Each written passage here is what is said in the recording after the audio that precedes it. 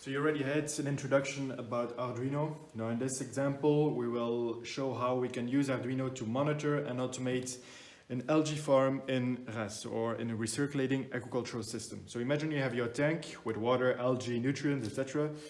And you either have sunlight or artificial light. What will happen is that the light plus the CO2 plus water will be converted by the algae using photosynthesis into sugar and O2. So for the algae to grow well, you want as much CO2 as possible. More CO2 means better growth of algae, so you want CO2 saturated water. But you don't want to add too much CO2, because if the water is already saturated with CO2, everything you add will just be wasted. So you want to add CO2 when the algae activity is high, and you don't want to add CO2 when the algae activity is low. But how do we measure the CO2 levels? We can either use a CO2 sensor, but this is very expensive and difficult, or we can use a little trick with the pH. So we all know that when CO2 dissolves in water, it will form carbonic acid, which will dissociate into H plus and HCO3 minus. And H plus is just another measure for the pH. So if we have high amount of CO2 in the water, we will have a low pH. And if we have a low amount of CO2 in the water, then we have a high pH. So when the algae are using a lot of CO2, then we will have a high pH, and if the algae are not using CO2, then we will have a low pH. And we can effectively use this to monitor and automate our system. So how do you monitor and automate the system using Arduino? So actually we have the same tank here. So this is the same tank with the same algae, blah blah. So you have your CO2 gas cylinder here, which an electrical valve. And if this electrical valve is open, then the CO2 will bubble through your tank, and the CO2 will dissolve in your water, and this will lower the pH. On the other side, we have here a pH sensor, which will send the pH value to your Arduino board. And this is the input. The output is the electrical valve and your LCD display. So what will happen is the pH sensor will measure the pH, it will send it to the Arduino board. The Arduino board will perform some calculations using the value, and it will send out the output to the LCD display.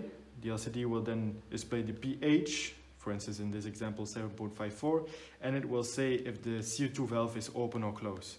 The other output is towards the electrical valve, and it will say if the pH is lower than 7, then the CO2 valve, so this valve, will open. If the pH is higher than 7, if the pH is lower than 7, then the CO2 valve is closed. If the pH is higher than 7, then the CO2 valve will open. So this part of the whole installation is monitoring, and this whole part is actually automatization. So for this project, you will need a reduction valve, which will reduce the pressure from the CO2 cylinder from 200 bar to a very low pressure. Then you will need the electrical valve,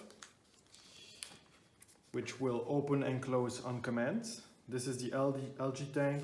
Here the CO2 will come out and bubble. You will need the pH sensor. This is the pH sensor. And then you will need the pH module, which will transform the voltage signal into something usable for the Arduino. Then you need the Arduino itself. This is the board. You will need a relay.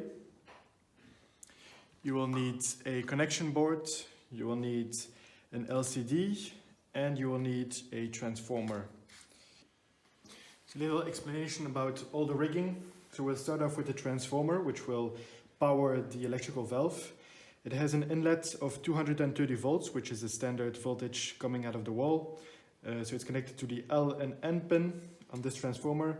Then outside we have the minus and the plus in 12 volts instead of 230 volts. 12 volts, why? Because this electrical valve is running on 12 volts. So you have the minus just connected straight to the electrical valve, and the plus is going through this relay. And this relay, all it does is when the Arduino is sending the signal, it will close, and then the current can flow through and the valve will be actuated, so it will open. If there is no signal from the Arduino, then it will open, and then you see there is a bridge between these two wires, and then it will not work. and then the valve will close. So only when the Arduino says open up, this will open up, this will close, and then the CO2 valve will open and the CO2 will bubble in the tank. And you see, so here let's move on to the Arduino. So in the Arduino you have the power pins, then you have the analog pins, and you have the digital pins. So what we're doing is we're taking the power pin, so 5 volts, and we are connecting it to the connection board. So take the wire, 5 volts. All of this here now is 5 volts. And then you take the ground, which is kind of the negative wire. You follow the blue one, and then all of this part is all blue, which means it's all negative or just neutral voltage.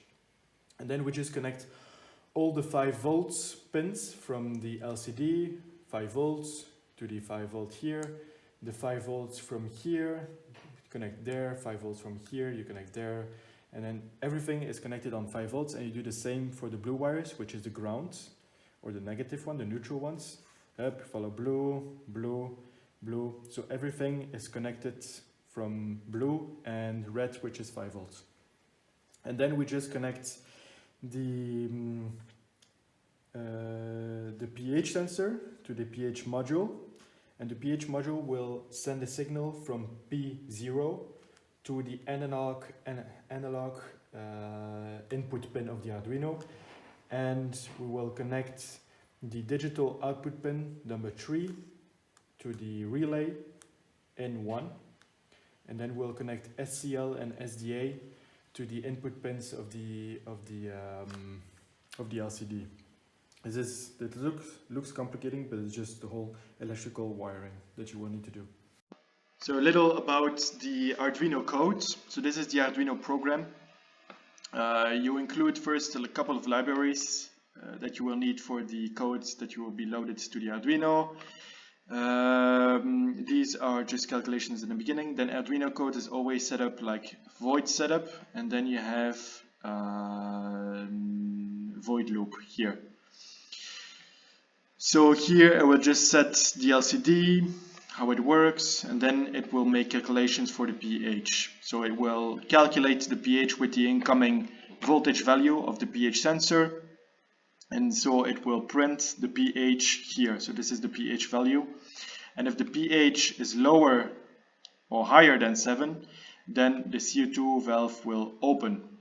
If else, so in every other situation, then the pH is lower than 7 and the CO2 valve will close. So it's a very easy code, it's very straightforward.